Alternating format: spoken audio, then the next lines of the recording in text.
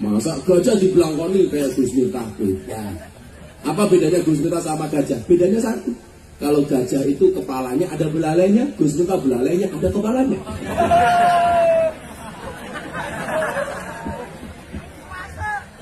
Cie rondo bayang cie. Semuanya jawab. Kenapa kamu bilang mustahil? Saya ini tidak jalan sendiri, tetapi gandul tasnya Gus Miftah. Ya masuk akal dong. Kalau semuanya jalan sendiri dari Jogja sampai Singkup, ya nggak mungkin. Tapi karena nunut tasnya Gus Miftah naik mobil, naik pesawat, menjadi mungkin.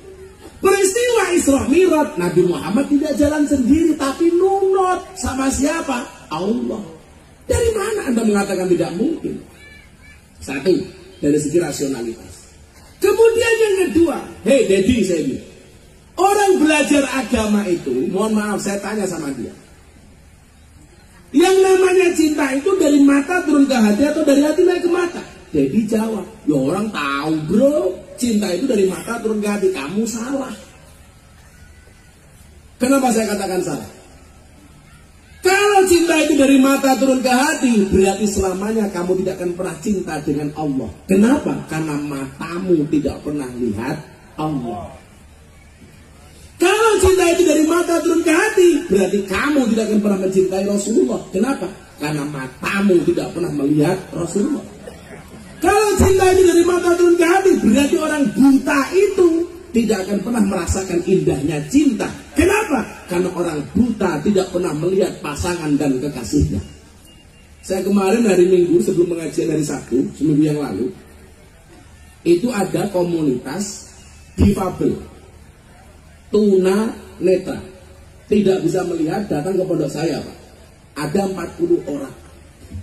Saya tanya, lah kalian itu nggak bisa melihat, kenal Gus Miftah dari mana? Nonton YouTube. Hah? Kairu mendengarkan dia. Ini bukti. Saya tanya mereka, kalian nggak bisa melihat? Iya, dia nggak bisa melihat. Punya istri? Punya. Coba kalau Allah itu nggak adil, cinta itu dari mata turun ke hati, bagaimana orang buta bisa melihat pasangannya? Wong mereka nggak bisa melihat. Tetapi cinta itu yang benar bukan dari mata turun ke hati, tapi dari hati naik ke mata. Kalau hatinya sudah cinta, gak perlu pandangan mata. Contohnya orang buta nikah, meteng bro, meteng.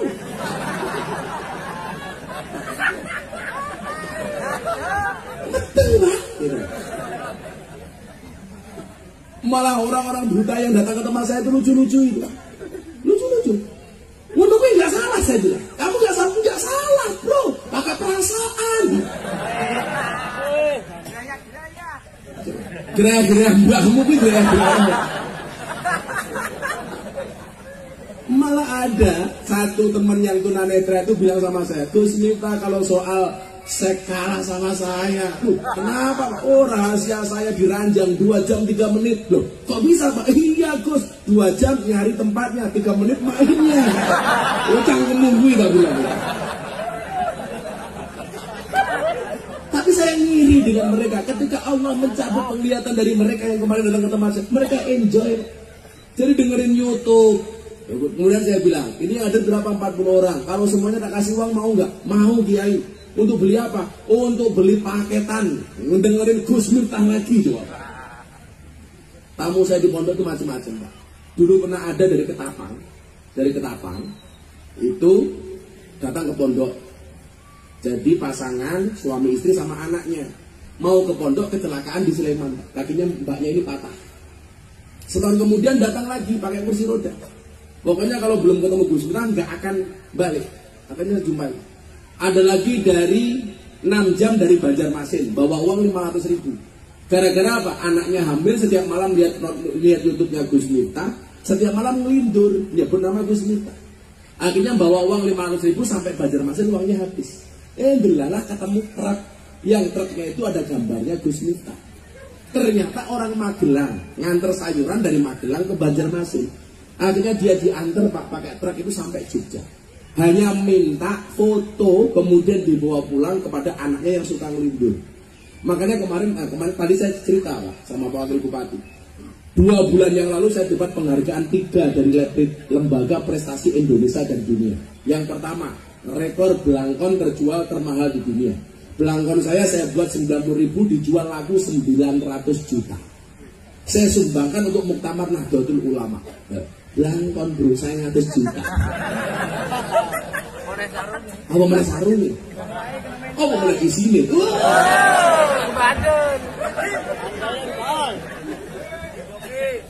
Yang kedua, saya dapat penghargaan dai yang paling konsisten pengajian di lokalisasi 22 tahun.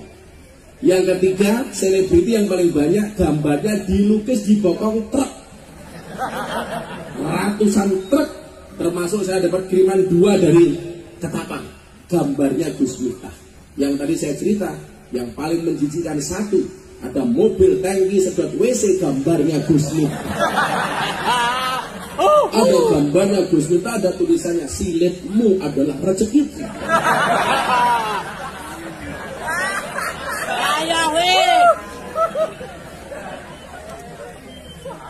Dan tiap hari saya dapat tag-tagan di Instagram itu ada foto baru, ada truk gambarnya Gus Miftah, truk gambarnya Gus Miftah.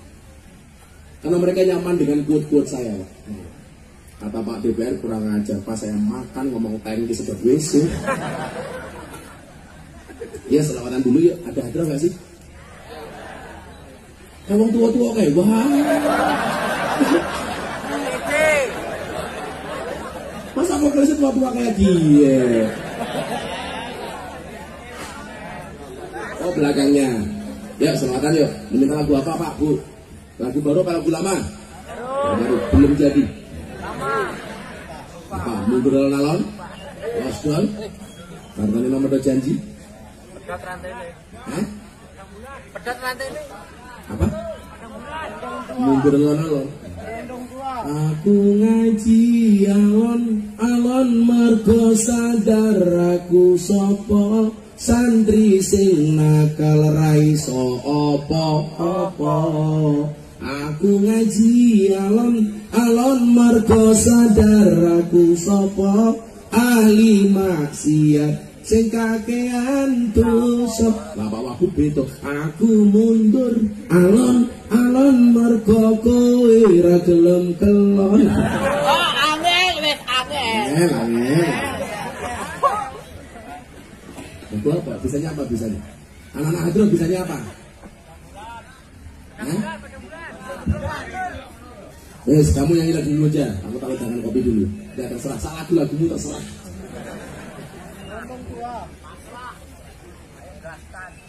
Lagu Indonesia. Indonesia, isora. Wah, goblok ora iso.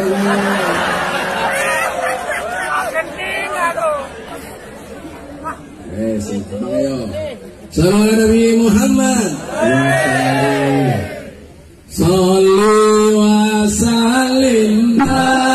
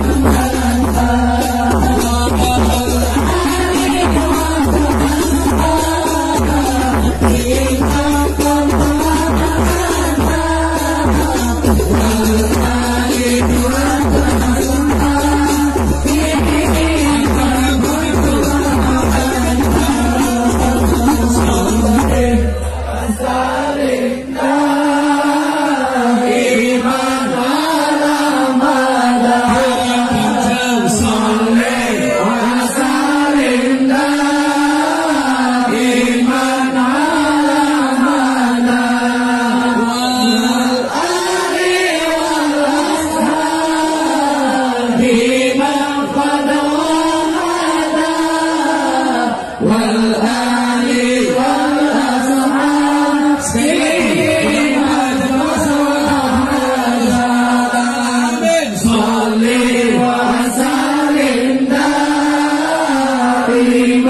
ala mala sholli wa sallim daiman ala mala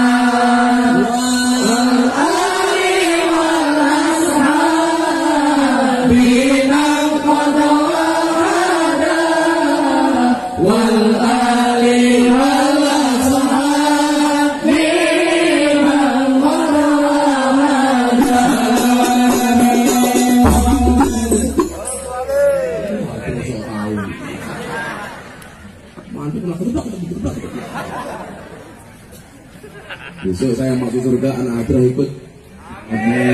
Dia itu di surga saya kelon sama bidadari, awak mau hadroan. Lumayan ngadri wong kelon. Wes, insya Allah dengan salawat corona minggat, amin. Kalau yang bawa masker, maskernya dipakai. Yang belum vaksin, vaksin. Semuanya ikhtiar. Pemerintah punya program, kita rakyatnya manut. Saya yakin kalau kamu gak mau vaksin, besok waktunya bisa umroh atau haji, kamu gak akan bisa berangkat. Kenapa? Karena Arab Saudi mewajibkan kita untuk divaksin. Jadi artinya apa? Isu-isu nanti vaksin begini itu hoax. Kiai-kiai semuanya vaksin. Kiai-kiai sepuh saya semuanya vaksin. Sudah, kalian gak usah takut. Belum wani vaksin rawani. Betul? Pendekar kok orang domedi. Banji. DPR berusaha, Pak Bupati, Wakil Bupati berusaha, semuanya ayo bareng-bareng berusaha. Supaya apa? Supaya tepat ada imunitas, ada kekebalan, sehingga corona ini minggat. Walaupun negara ini aneh, dulu muncul varian Alpha, langka masker, muncul Delta, langka oksigen, muncul Omikron, langka minyak goreng, dan belas. Bisa nguntal minyak goreng itu ya sopo. Minyak sawit harganya bagus. Sepanjang sejarah sawit itu harganya bagus hari ini. Dulu harganya sampai 700 drop, kemudian 1000, 1300, sekarang berapa? Di atas 3000. Oke, syukur mengeluh toh. Jilbab piping, lu mana kupingmu? Wis tua jilbab piping. Enggak sempatnya ya ping. Kurang ajar deloken dhewe, Pak. Lah ya cang meneh kamu dhewe ngopo ya kowe? Ora urun cerewet. Pengajian ono ndelok munyuk kebun binatang sangune 100.000. Pengajian delok kiai iki pake 1.000. Berarti lu ngarang kiai apa munyuk? Iya. Jenengan ngajeni kiai apa munyuk? Jadi ki ngene nyuk. Sini kata Jawa Pak ya? Sini kata Jawa. Nyotok rupa-rupa Jawa nyotok. Pesek. Berapa Bu yang pesek insya Allah panjang umur, amin. Kenapa orang pesek panjang umur? Ambekannya ngirit. Tapi kalau orang mancung itu cepat mati, nafasnya boros. Terus kalau pilek, pupilnya gede-gede. Saya tak berdiri dikit Pak ya, saya mau ngeluh boyok itu berdiri, meluncur. Ibu-ibu lebih suka saya dulu apa berdiri? Itulah Pak, dimana perempuan suka yang berdiri.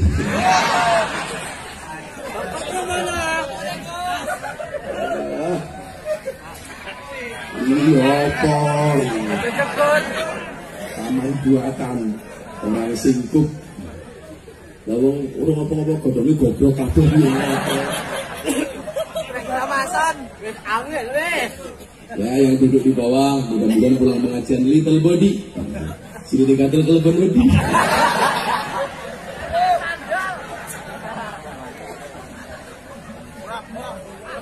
Sallallahu alaihi Muhammad. Lanjut pengajiannya. Insyaallah sampai jam 11 sesuai arahan Pak Kapolsek ya Pak ya. Cuma nggak malam-malam. Karena setelah jam 11 coronanya datang. Itu loh, udah banser lemu malah foto-foto dengan RPG ini. Sama kewatan kabeh tadi. Ini santai. Kalau ibu-ibu, mbak-mbaknya bangsa gemuk, kamu santai saja. Berdasarkan penelitian, cewek gemuk lebih disukai daripada cewek seksi. Kenapa? Karena cewek seksi hanya fokus pada penampilan, nggak pernah fokus pada perasaan. Iya.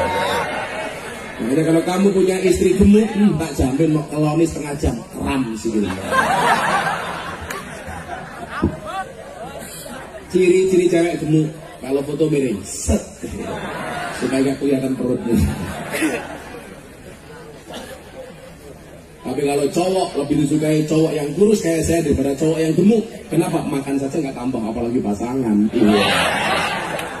Itu Pak caranya. Yang perlu Bapak Wakil Bupati ingat, cewek itu kelemahannya di telinga, cowok itu kelemahannya di mata. Cowok itu kelemahannya di mata. Makanya cowok itu kurang ajar. Kalau lihat cewek cantik, dia akan teriak, wow. Pulang lihat istrinya, weh.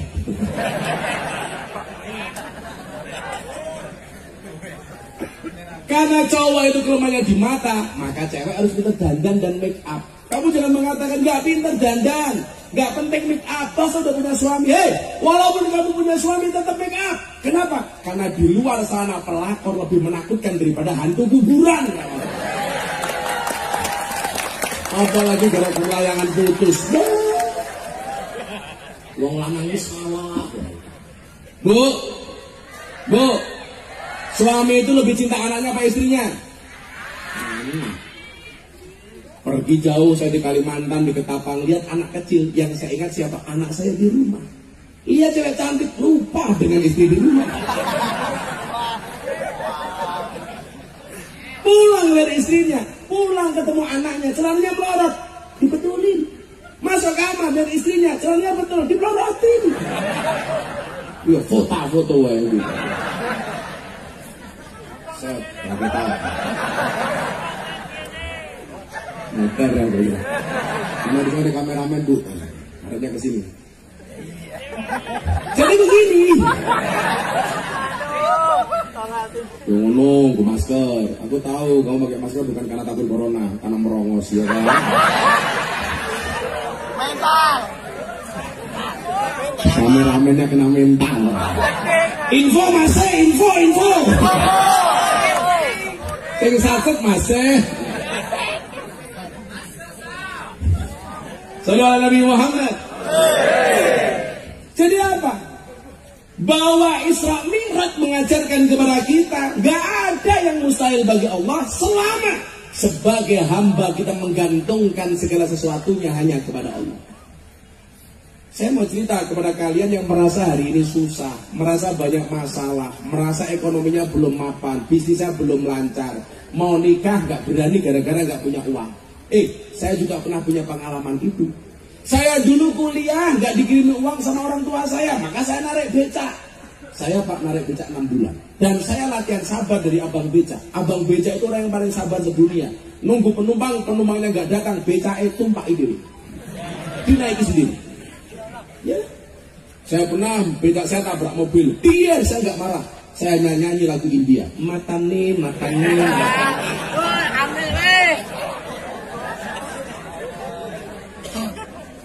Saya mau menikah, belum punya apa-apa, tapi saya berani menikah karena saya punya keyakinan menikah itu membukakan 2 jalan.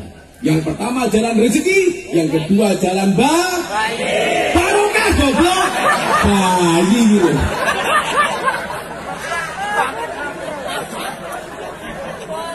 Jalan barokah bayi Muhammad Dasut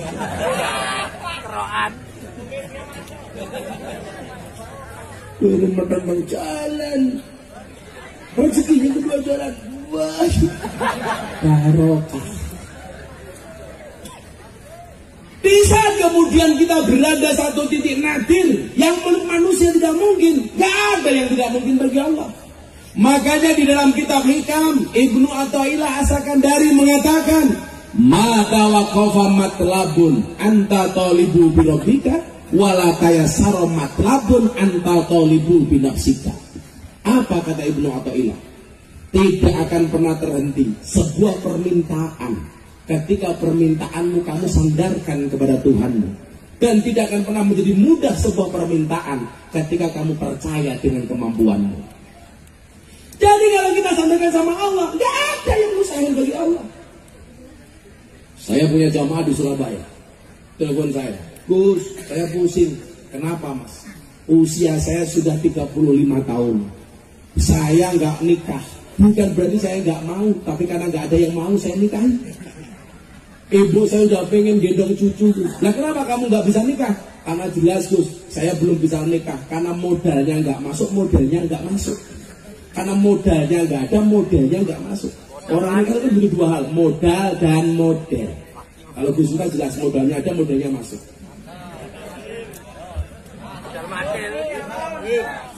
Santai, saya tetap setia, istri saya hanya satu.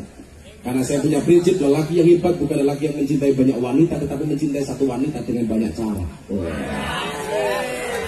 Kenapa saya ngomong seperti itu? Jelas direkam kamera.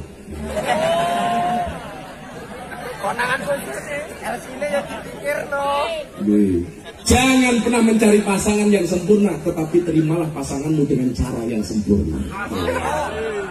Mencintai wanita dengan banyak cara. Makanya begitu saya masuk kamar, langsung saya ketemu istri saya langsung nyanyi. Terjaina orang telur rapena, nutul kroso penak sing didut dangak-dangak.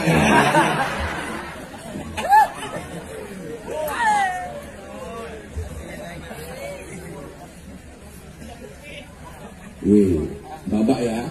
Kamu gak usah pacaran dulu. Kalau ada cowok suka sama kamu, katakan sama cowokmu, Mas pilih satu di antara dua, halalkan atau tinggalkan. Kamu tidak bisa menaklukkan aku dengan I love you, tapi taklukkan hatiku dengan kopi itu. Ngakune muslimah, senengane melumah karo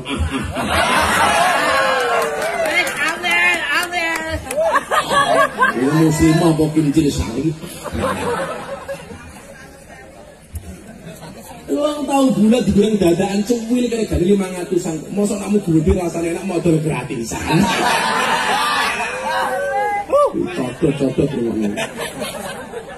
Ingat, cantiknya wajahmu hanya akan membuat laki-laki menatap, tapi cantiknya akhlakmu akan membuat laki-laki menetap. Wow. Cowok yang menurut rasa pacaran, kalau kamu rindu dengannya, jangan pernah sebut namanya, tapi sebutlah nama Tuhan yang menggenggam hatinya. Akan datang suatu saat, kamu akan dipertemukan dengan orang yang tepat, yang kedatangannya untuk menetap, bukan karena nafsu sesaat.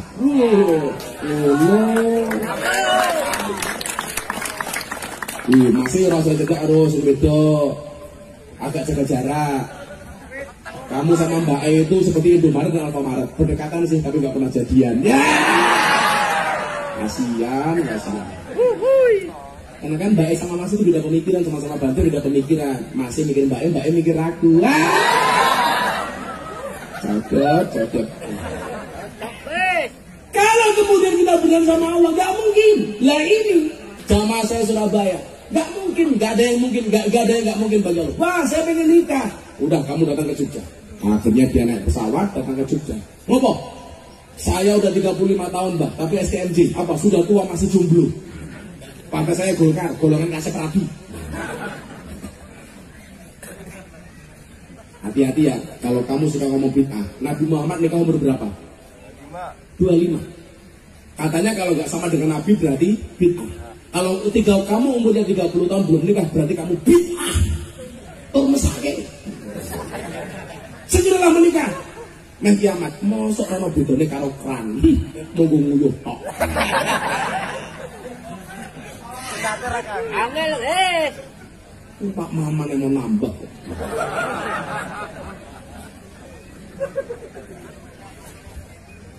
Bismillah nambah. Nunggu takdir. Kalau memang ada takdir, ya kan saya nggak bisa melawan takdir. Kalau nggak ada takdir, ya saya menciptakan takdir saya sendiri. Akhirnya dia datang ke Jogja. Saya bacakan tadi call-nya Ibnu Athaillah. Tidak akan pernah terhenti sebuah permintaan ketika kamu sandarkan permintaanmu hanya kepada Tuhanmu, dan tidak akan pernah mudah sebuah permintaan ketika kamu percaya dengan kemampuanmu. Terus beribun bang, jalur kepada Allah, jangan mengurus sama manusia. Kalau kamu percaya takdirmu diatur oleh Tuhanmu, mendekatlah kepada Tuhanmu. Siapa yang perlu kamu apelin? Allah, bukan cewek. Jangan ribut bah. pulang kamu sholat tahajud 7 malam. Tahajud, sholat hajat, sholat taubat, ditutup witir 3 kali. 11 rakaat kamu dongo minta sama Allah. Dongone pripun? Saisone. Akhirnya dia pulang. Sampai rumah dia niatkan mulai malam Jumat mangkat di masjid, tahajud, taubat, hajat, witir. Selesai tangannya diangkat. Ya Allah, bila dia jodohku jadikan dia istriku ya Allah. Namun bila dia bukan jodohku, mau dicek lagi ya Allah. Kadang-kadang doa itu pakai maksa dikit gak apa-apa.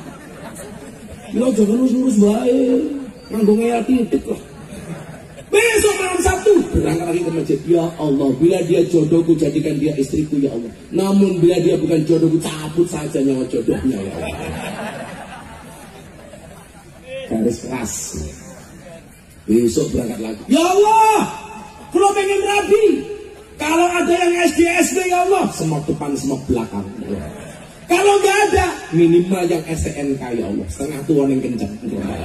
Kalau nggak ada, STMM juga nggak apa-apa ya Allah, setengah tuan main modiar ya Allah. Terus pokoknya semuanya saurawuran. Besok berangkat lagi. Ya Allah, kula pengen rabi, kalau si temangan ra urusan, sing penting wedok ya Allah. Itu mana dapat disaksa? Terus doanya mentok. Nah kalau kamu doanya apa? Ya Allah saya minta yang isusu pantar. Ini suku-suku pantarnya bikin gemeter ya Allah. Kalau Pak Maman sukanya yang kecil, penggemar cewek lemu-lemu. Akhirnya apa? Setelah malam ke-7 dia pulang habis subuh. Di tengah jalan, apa yang terjadi? Kakinya digigit ular wedok. Dia marah-marah sama Allah, kanco, dan kula niku njaluk bojo wedok, malah kula dicopot ular wedok. Pingsan bawa ke rumah sakit. Apa yang terjadi? Dia nyangka ini adalah akhir dari segalanya, tapi ternyata dia salah. Ternyata ini awal dari cerita cinta itu dimulai. Begitu masuk rumah sakit, ketemu sama suster cewek, gadis belum nikah. Berhari-hari di rumah sakit yang terjadi apa? Waiting Trisno jalaran soko. Salah, Waiting Trisno jalaran soko dicopot ulo. Di rumah sakit saling jatuh cinta. Yang cowok nggak berani ngomong yang cewek karena merasa modalnya nggak ada, modalnya nggak masuk. Yang cewek nggak berani ngomong yang sama yang cowok. Masa cewek kok ngomong duluan? Akhirnya begitu hari terakhir di rumah sakit, lah di rumah sakit modern hari ini Pak Wagub, itu kan biasanya ada musik tuh. Nah, ada lagunya Ida Laila, lawang tua-tua ngerti. Rasa cinta pasti ada pada makhluk. Nah, sing jawab mesti tua. Nah, yang muda-muda ini nggak tahu, ngerti ya los dol dan lanjut lehmu maksiat tutup no seneng rasa mikir akhirat nanging elingono yen Israel nakokno kabarmu tandani iku ora rindu tapi pengen banget jabut nyawamu modal. Akhirnya denger lagu ini si cowok bilang, aku seneng karo kowe. Sing wedok jawab, aku yo. Akhirnya mereka menikah. Awalnya dari mana? Digigit ular. Maka kita sering membenci sesuatu padahal itu baik bagi kita, dan kita sering mencintai sesuatu padahal itu buruk bagi kita. Akhirnya hari ini mereka menikah sudah punya anak 2. Maka malam hari ini kalau kamu sandarkan semua urusanmu hanya kepada Tuhanmu, saya doakan yang jomblo mudah-mudahan pulang digigit ular.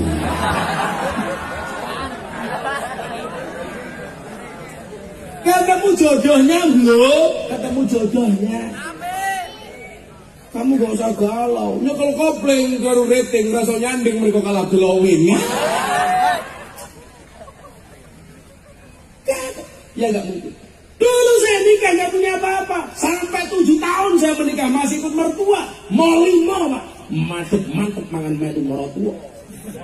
Sampai akhirnya M10 madep-madep mangan melu morotua muring-muring menantu meneng mawon. Sampai akhirnya M15 Dandra madep-madep mangan melu morotua muring-muring menantu meneng mawon, morotua mati menantu melu marisi. Mertua saya hanya jawab M1 nopo Pak, matamu. Sama Pak Maman, pengajian Gus Miftah malah disinggung, bayarnya 3M, matur nuwun Mas Miftah.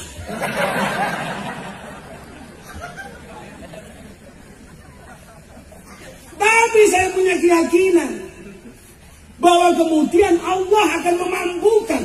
Kita mampu bukan karena kita mampu, tapi karena Allah memampukan kita.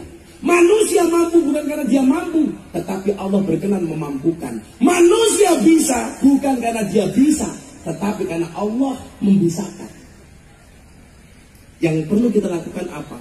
Hasbunallah wa ni'mal wakil, ni'mal maula wa ni'man nasir. Wala haula wala quwata illa billahil aliyil adil. Ini ijazah. Rasulullah mengatakan dalam satu sabdanya, kita disunahkan membaca la haula sebanyak 100 kali setelah salat asar sebelum matahari terbenam. Maka Allah akan mengabulkan doa-doanya, mengabulkan hajatnya, menjawab semua persoalannya, memberikan solusi dan jalan keluar dari problem yang dimilikinya. Diwaca nduk la haula wala quwata illa billahil aliyil adil sebanyak 100 kali. Bu, habis asar sambil nyapu la haula wala quwata illa billah. Suaminya minta dikeroki, siap ke balsam, siap ke golok. La haula wala quwata illa billah. La haula wala quwata illa billah. Nyogok sawit. La haula wala quwata. Apa jenenge ngene? Egrek. Egrek sawit. La haula. Apalagi kalau ditambah sholawat. Makanya istri saya itu nggak mungkin bisa dipoligami. Istri saya itu sehari membaca sholawat minimal 15.000 kali. Sallallahu ala Muhammad, sallallahu ala Muhammad. Minimal 15.000 kali. Tak kaloni loh. Talallah ala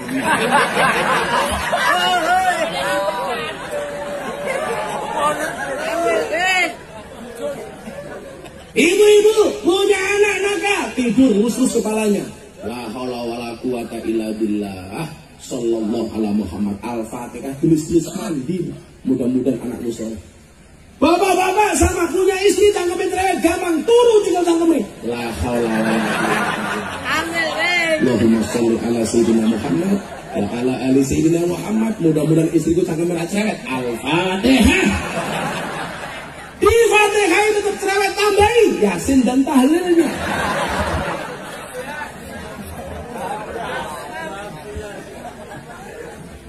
Pak Wakil Bupati pegang istrinya Al-Fatihah langsung bujur ngopo. Dibaca berapa kali? 100 kali. Ayo, la haula wala quwata illa billahil aliyil adim selepas asar sebelum matahari terbenam. Tahun 2009 Pak, saya baru punya motor pertama kali kredit. Setiap starter bunyinya dit. Wah, motor kreditan. Sama yang megang itu, apa tamborin? Tabu, entak dite.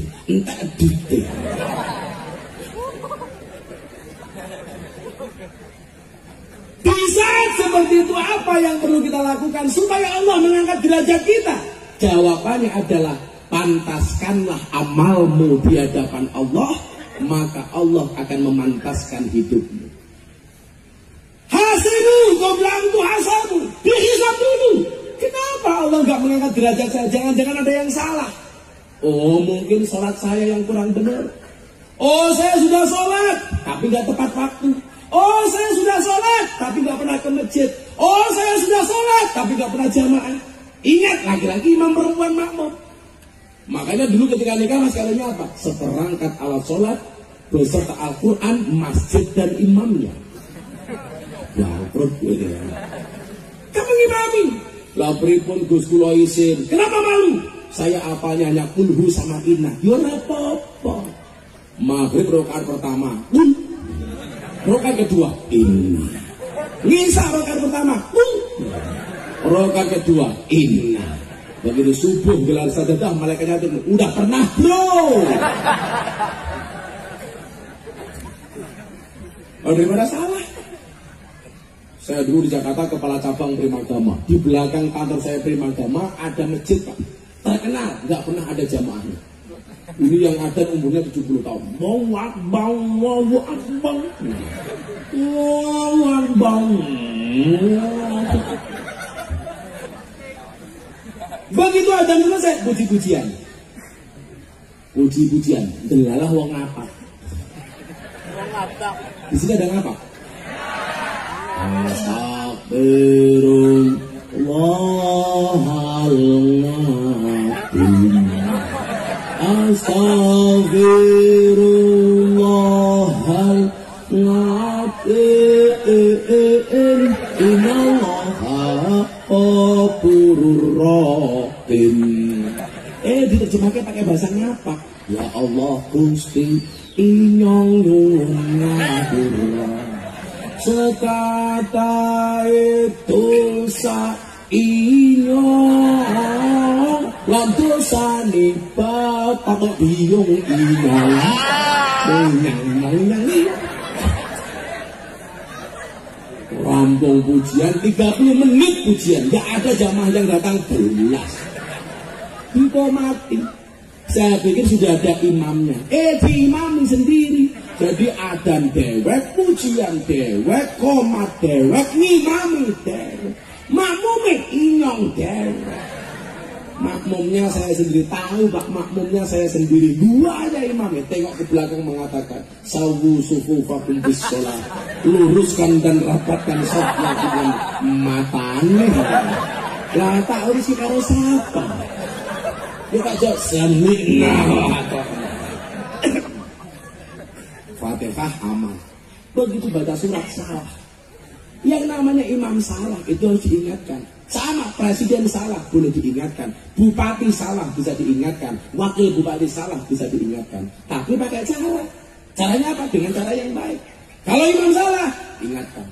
Makanya kalau hari ini kamu bilang, oh jadi presiden kok banyak salah. Jangankan mimpin negara, imam sholat loh. Sekarang diteror, mau ngimami, aja suwe-suwe, jangan juga itu baru imam sholat tak diteror. Apalagi imam negara. Oh no loh, kalau kamu menuntut kesempurnaan dari Pak Jokowi, ya nggak mungkin, mau manusia biasa kok itu. Oh sekarang imam saja diteror kok, mau maju, rasa suwe-suwe. Jadi kalau ada wakil bupati dikritik jalannya jelek, ya jangan marah, memang jelek kok.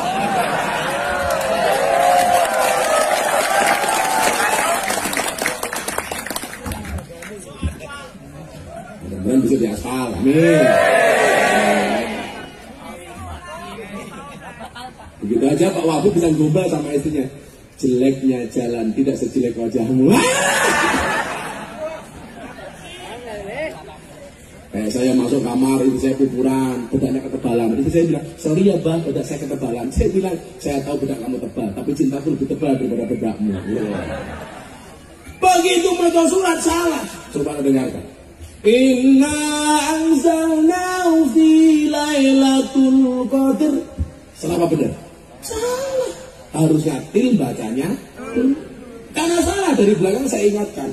Til.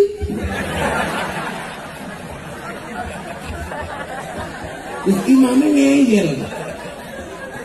Inna anzalnahu fi lailatul qadr. Nah, saya tambahkan kan. Baru ketiga kalinya benar. Inna anzalnahu fi lailatul qadr. Saya langsung nulis dodo. Alhamdulillah. Diterus salah lagi. Wa ma adraka ma lailatul qadr. Ada yang kedua yang benar. Dari belakang saya teriak.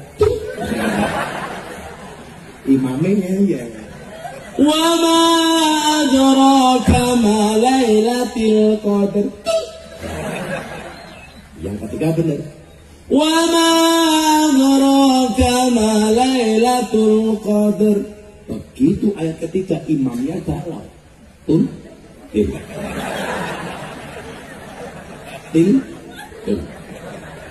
dia. Sebelum dia melanjutkan langsung tak teriak itu.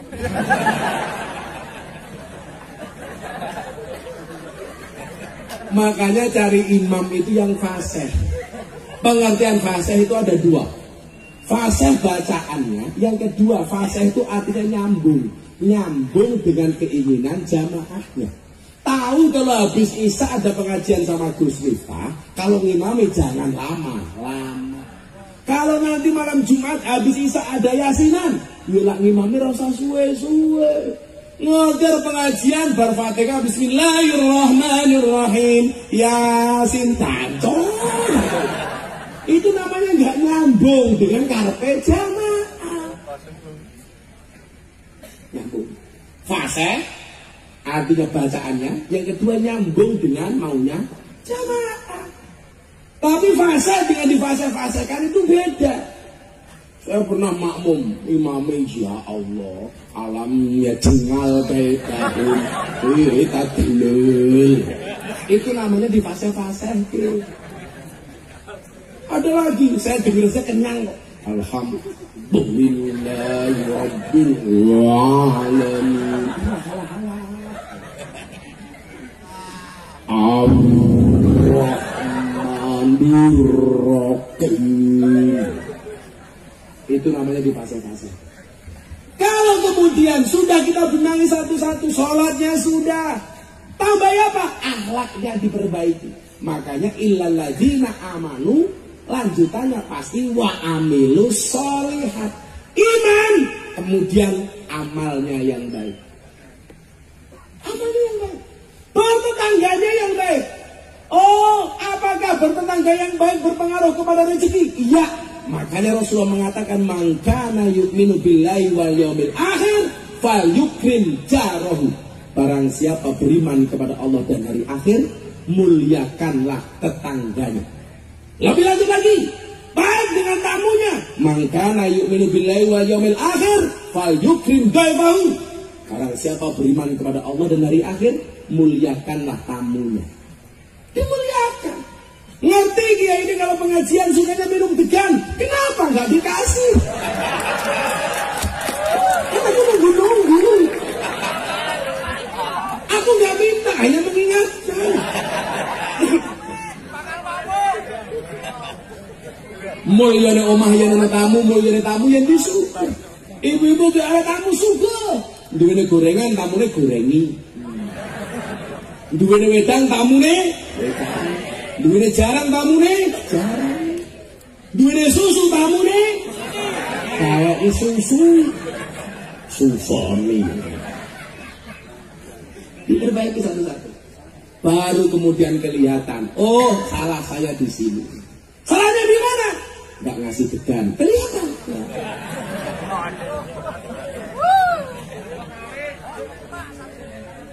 Kurang ajar. Sorry Gus, disinggung nggak ada degan, adanya sawit, suku sawit kok matamu. Bantu minyak goreng. Insya Allah. Sorry Gus, telat. Maka variabel-variabel kecil itu kita dandani, Allah yang akan menentukan takdirnya. Kalau sudah usaha tetap miskin, itu namanya baru takdir. Tapi kalau belum berusaha ngaku miskin, itu bukan takdir tapi males. Anak sekarang itu kan aneh, kerja nggak mau, usaha nggak mau, nyawet nggak mau, berkebun nggak mau, tiap hari tidur. Begitu bangun bikin status WA, akan indah pada waktunya. Tangi turumu miring, ilmu mambung, obatmu dan diambil. Wong ora kerja kok pengen sugih. Kenapa jadi DPR? Ya karena kampanye. Kenapa jadi wakil bupati? Ya karena berusaha. Pengen tengok-tengok tok, takkan dalil ya. Ora ana wong sugih tanpa kerja, wong sing kerja wae urung mesti sugih. Ora ana kiai tanpa ngaji, wong sing bendina ngaji wae urung mesti dadi kiai. Ora ana wong mulya tanpa rekoso, wong sing rekoso wae urung mesti mulya. Kan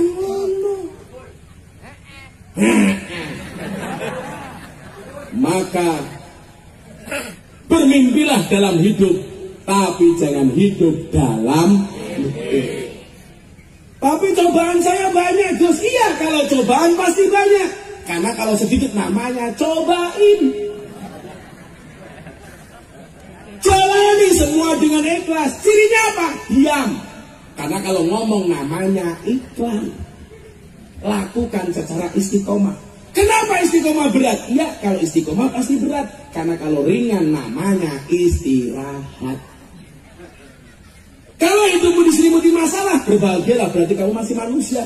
Kalau diselimuti wijen namanya onde-onde. Kalau Pak Wakil Bupati pengen makan onde-onde, carilah yang wijennya ganjil, pasti enak.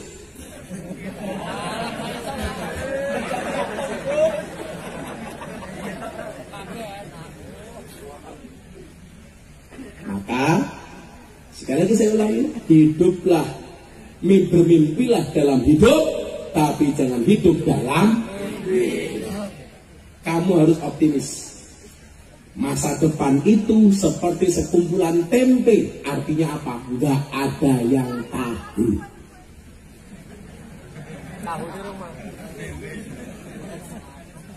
Semuanya berdiri. Kita minta sama Allah dengan sholawat hasbi rabbi jallallah.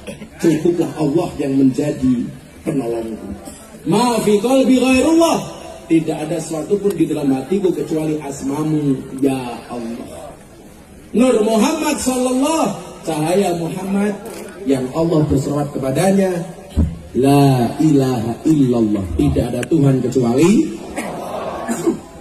Sebelum hasbi rabbi, mari kita menyanyikan lagu Indonesia secara bersama-sama dengan sikap sempurna, menyanyikan lagu Indonesia Raya. Hiduplah Indonesia Raya, tuduhan Indonesia tanah airku, karena tumpah darahku. Di sanalah aku berdiri, jadi pandu ibuku. Indonesia kebangsaanku, bangsa dan tanah airku. Marilah kita berseru, Indonesia bersatu. Hiduplah tanahku, hiduplah negeriku, bangsaku raya.